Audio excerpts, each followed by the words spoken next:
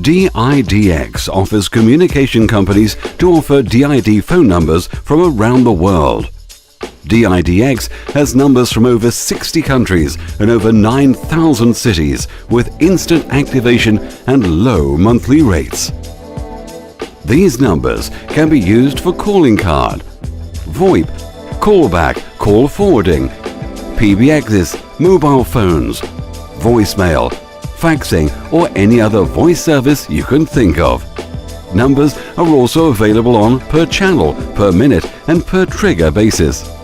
In addition, you will be provided with 2 free numbers to test the compatibility and interconnection with your switch. All buying is done through your own website, with DIDX running transparently in the background, provisioning the phone numbers through your server over SIP.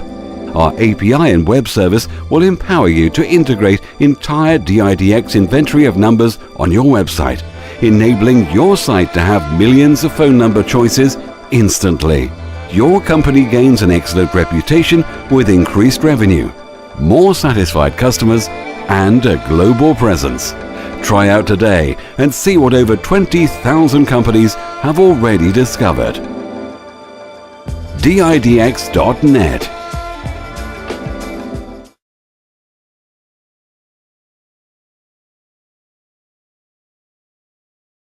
So thank you, Tony, for meeting us and giving us the time, knowing you more.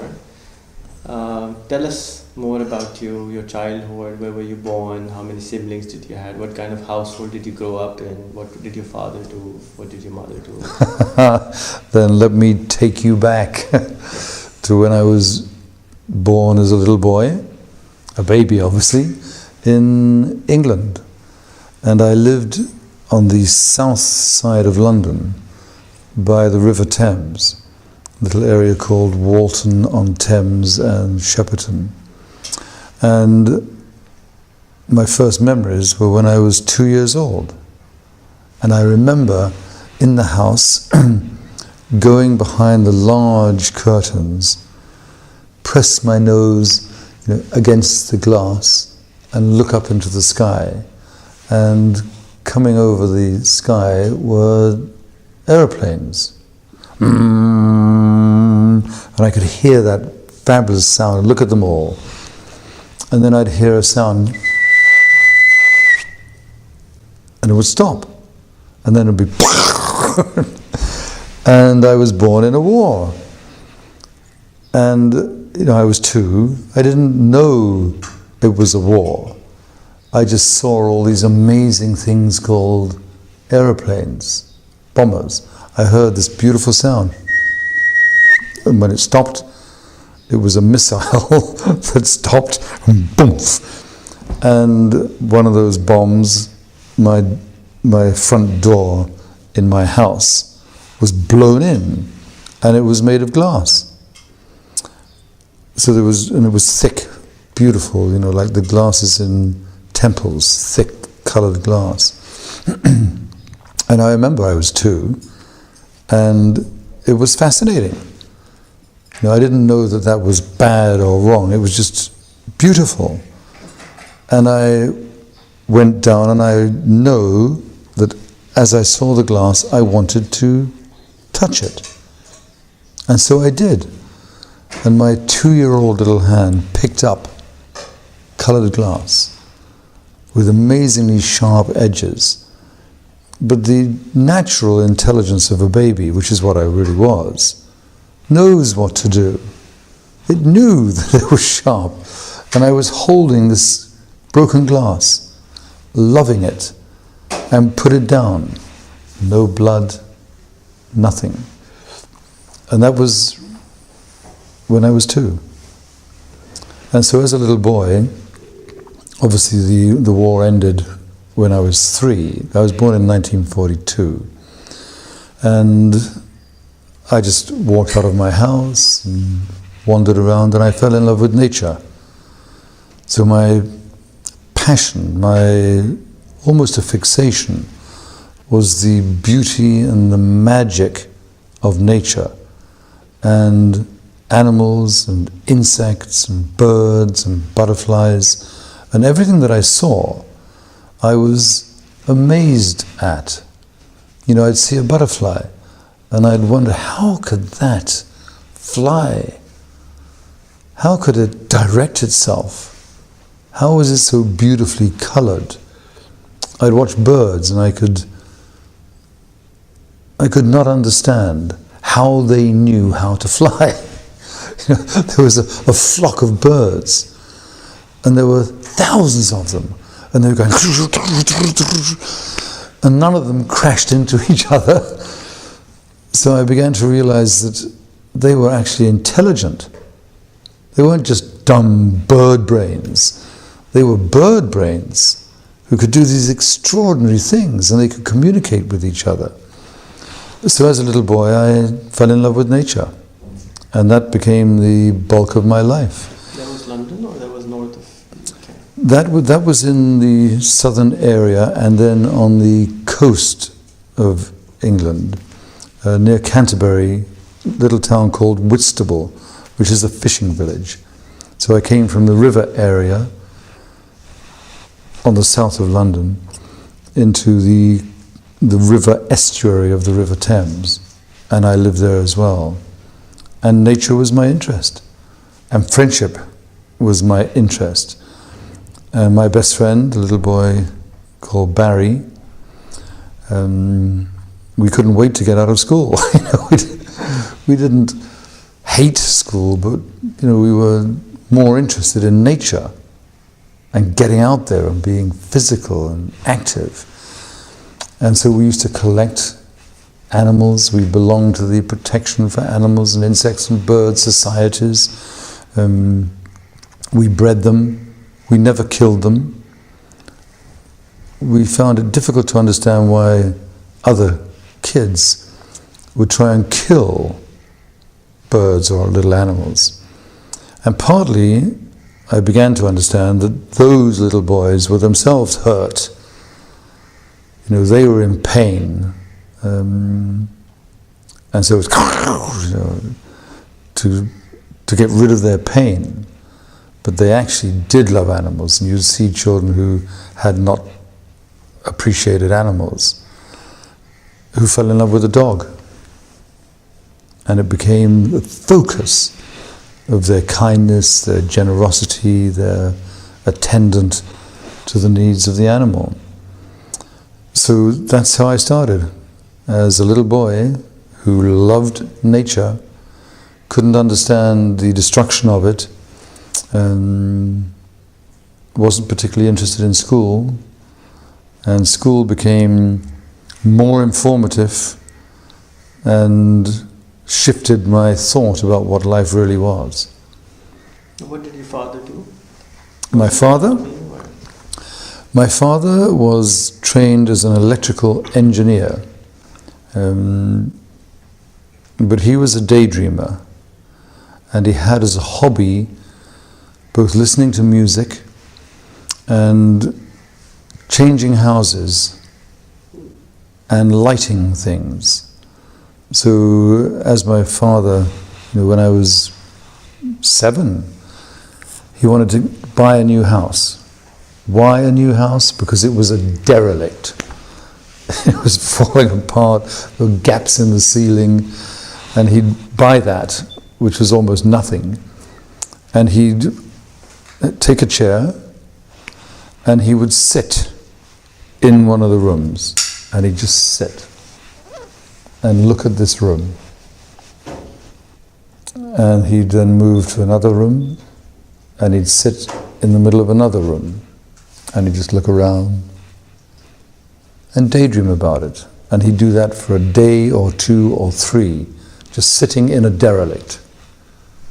And then he'd say to Mum, "I've got it." I've got it.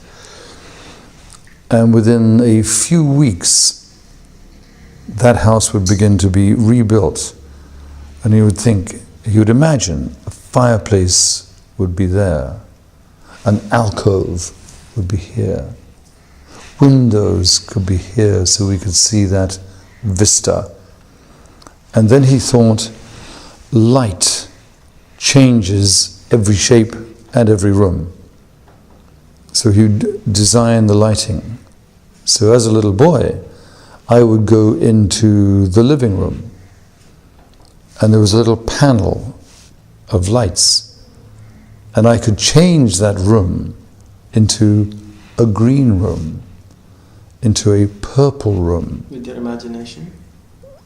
Really, I could just do that because my father had given me that toy, and I could listen to music in that room, in those colors, daydreaming myself. And he could darken it so you could go into the room and it would be almost midnight but not quite.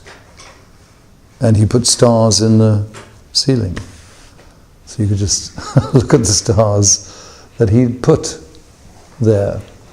So my father was a daydreamer, an electrical engineer, a lover of listening, especially to classical music and choir singing.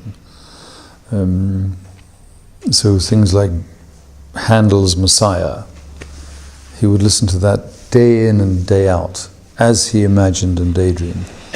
So that was my dad. So was it like a full-time job for him to go out from 9 o'clock to 4 o'clock, or was he around fixing the house more?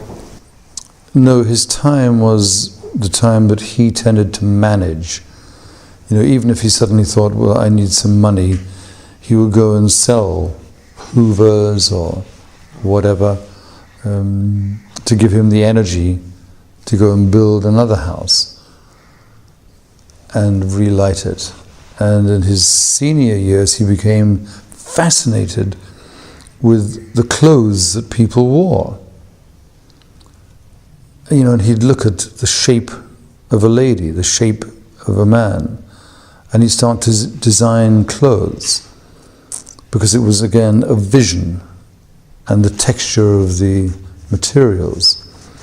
And his main focus, which he then became, you know, a known businessman, was to light the astronomical observatories, both inside and outside.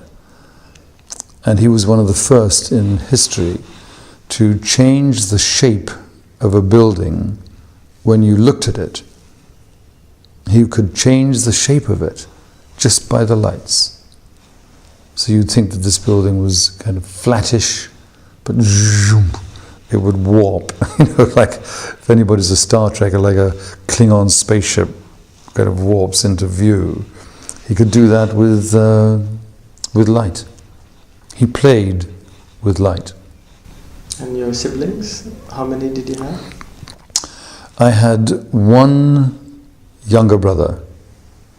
My mother had 2 miscarriages after me, and I was told later by my mum that she was told after me and then 2 miscarriages, she was told by the doctors, don't have another child, don't try for another child. My mother was persistent and she decided, I want to try again.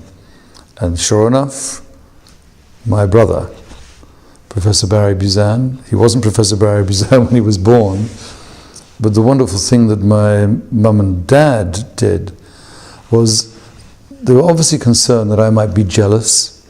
You know, there could be fighting between 2 children. And they said to me, right from the time that my baby was conceived, first of all, they let me touch Mummy's tummy when he was beginning to kick. And then they said, son, this baby is yours. It's a present for you. A present. I thought, how wonderful. I'm going to have a present. It's mine. And when he was born in swaddling clothes, what did they do? They gave him to me. They said, this is yours. How old were you? I was 3.5. And So you had a baby at 3.5? I had a baby at 3.5. And he was mine. And what was wonderful about that was that I couldn't be jealous. I mean, how can you be jealous of your present? So he was mine. So obviously I loved him and I cared for him. He was my present, my gift, which in fact he was, and he still is. What is he professor of? My brother became a professor of international relations, and he was fascinated by the interrelations of nations and city-states and countries and groups. How do they relate to each other? And what are the ways of helping them develop their global thinking, if you like, to make the state a more real, a more useful entity? And that was his study and still is. And he has written book after book after book on it. He's fascinated by the way we as human beings in nation states function and what are the best ways to develop ourselves. My brother.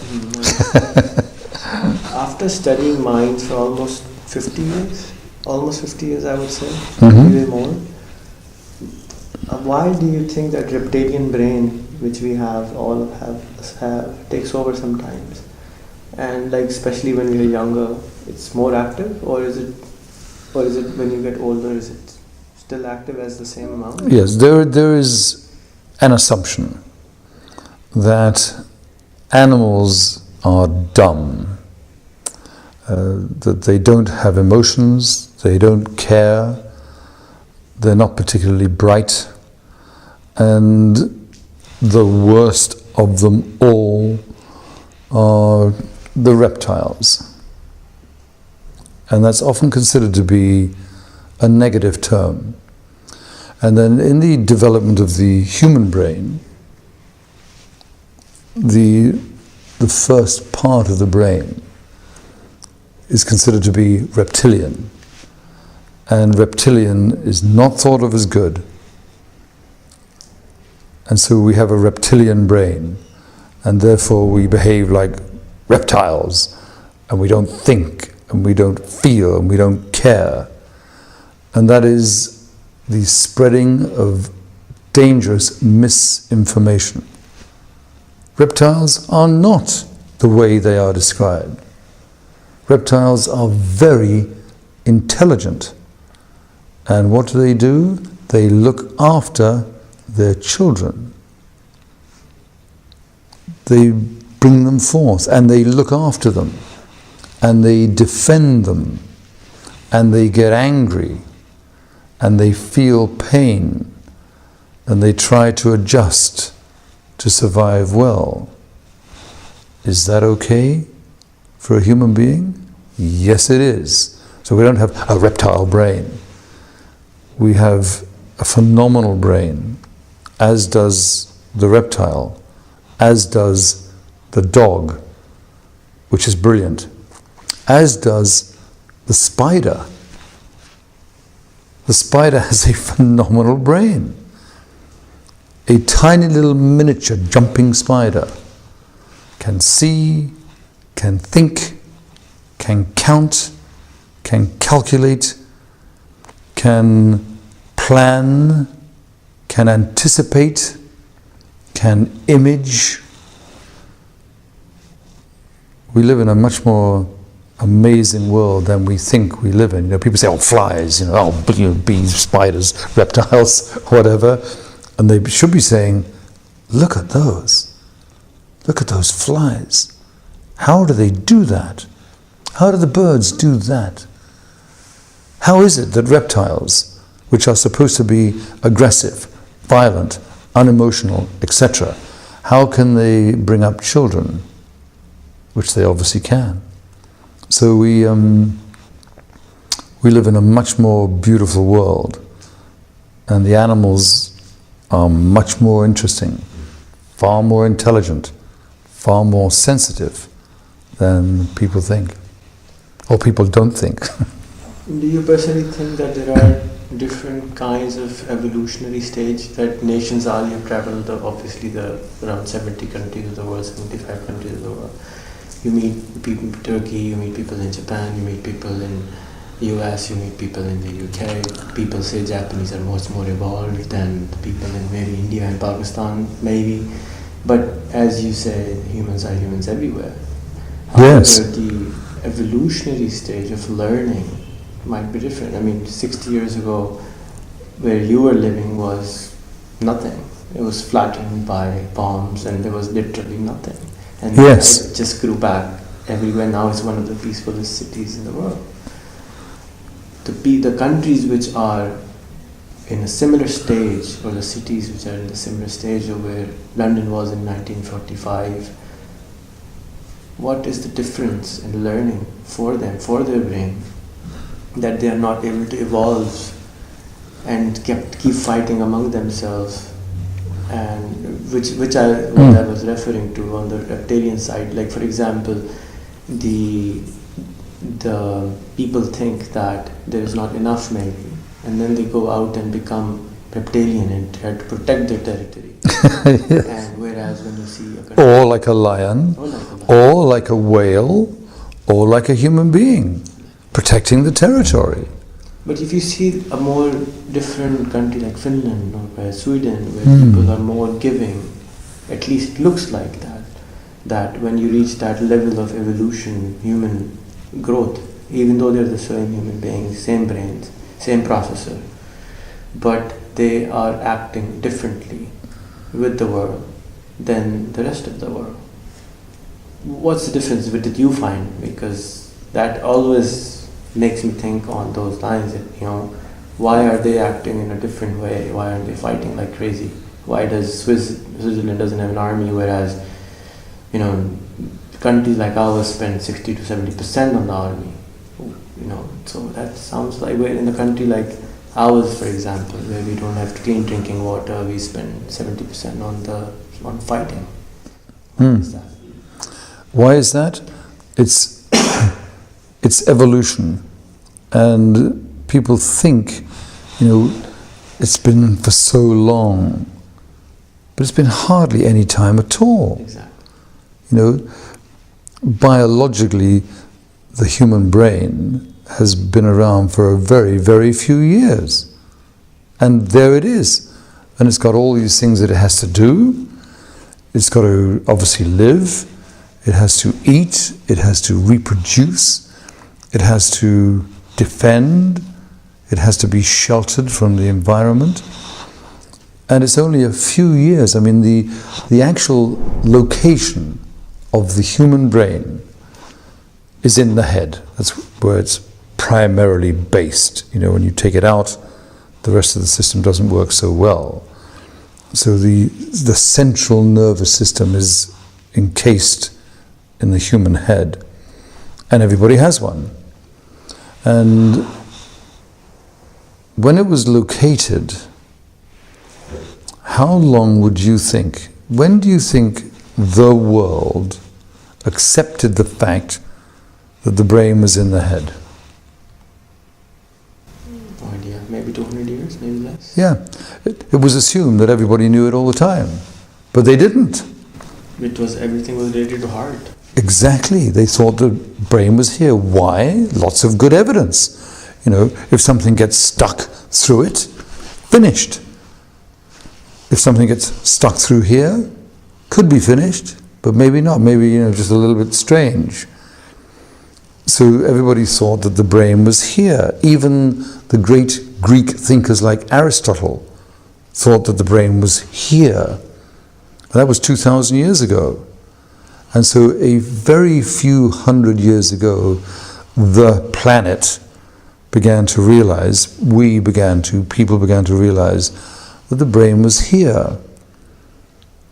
But even in 1968, psychologists, and I was studying, were saying, well, stuff comes in one ear and goes out the other, And the brain is like a black box. You know, it's a simple thing, and you just put stuff in and stuff goes out. Within a few years, people began to realize that the brain was actually much more interesting, not a black box, complex. And now, just now, the world is beginning to realize that every brain has millions and hundreds of millions and thousands and millions of brain cells. And people thought, oh, it's just a brain cell. But a brain cell is more powerful than a standard computer, a PC. That single brain cell can do the most phenomenal things. We've got a million. So it's much more precious. And therefore more people are beginning to realize it's more precious. People who want to fight and realize that they get hit in the head and get concussion, they're damaging their own biocomputer. And people become a lot more concerned about getting hit. And they become more concerned about hitting somebody else because they realize that they are smashing something that is precious and that they have one. So the violence becomes very different perspectives. So nations, and not just nations, but groups or tribes or gangs, whatever they are, who begin to fight, are tending to do it actually less. And when you hear that nations are all fighting, they're not. You know, take Pakistan. 180 million people. How many every day are fighting? Hardly any of them. Human beings are fundamentally very peaceful animals. You know, you watch human beings with their families, and fundamentally it's all in caring, in trying to protect them. And if one of them starts to irritate the others, you know, whatever, but it calms down. As long as they are knowledgeable and educated and have food and have friendship and connection and have education. And evolutionarily, the world is evolving. You know, the nations, fine, you know, England, Ireland, Scotland, Wales, America, Brazil, Mexico, Germany, Italy, China, Japan, whatever. But they're all being composed of citizens who are becoming increasingly aware. So the revolutions in human race, you know, the agricultural age, 10,000 years. And after that, the industrial age, a couple of hundred years. After that, the information age, quite recently. This is the evolution. And then they suddenly realized too much information, you know, overdose. So the knowledge age, very recent, the knowledge age, and people beginning to want to learn. And I've traveled to 75 countries. All the children in all the countries, and all the parents, all the people, basically want to learn. Even if it just means being a good chef. Everybody wants to learn. So knowledge is important, and people were saying, knowledge is power. That's not really what it's all about. What it's about is how do you use the knowledge. So the age we are now evolving into is the age of managing the manager of knowledge. And what is the manager of knowledge? The manager of knowledge is the brain. It manages, or it badly manages, it mismanages. And it only mismanages when it doesn't know how to manage. So we are now entering the dawn of an age which is the intelligence age, where people are all beginning to think intelligently, thinking intelligently about agriculture and the production of good nutrition. They are thinking more intelligently, and more of them thinking intelligently about industry. How do we use that? More intelligent about information and about technology. You know, how do we use technology? Many people are thinking technology is dangerous and rots the brain, etc. It can, and it can spread information. It can help people like us communicate. So intelligently used technology is wonderful. And then you have knowledge. You can have knowledge and power and whatever, but the information age now gives knowledge all over the place. So what's more important than all of that? The intelligent use of it. So we are now in the opening of the age of intelligence. And most importantly, intelligence will be thought about intelligently. So finally we will think intelligently about everything. And when the globe is thinking intelligently, it becomes an intelligent global brain. And that's where people are going. That's where the nations are heading. So there is, if you like, a super state now being created, and it's a super state of intelligence and intelligent beings who learn how to learn. And school, rather than now teaching people, just history or chemistry or biology and all the lists of whatever, people will learn about learning, and they will learn how to think, and they will learn how to remember, they'll learn how to create, they will learn how to communicate. That's a utopian vision, isn't it? That's paradise. And is it possible? Very, very possible. And it's beginning to grow. DIDX offers communication companies to offer DID phone numbers from around the world. DIDX has numbers from over 60 countries and over 9,000 cities with instant activation and low monthly rates. These numbers can be used for calling card, VoIP, callback, call forwarding, PBXs, mobile phones, voicemail, faxing, or any other voice service you can think of. Numbers are also available on per channel, per minute, and per trigger basis.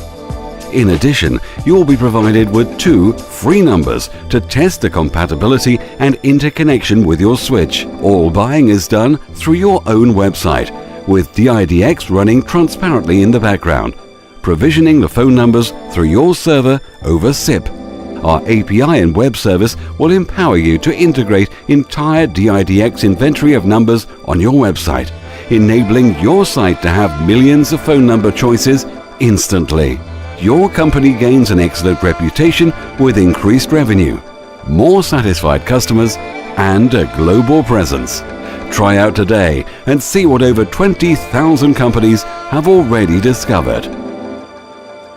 DIDX.net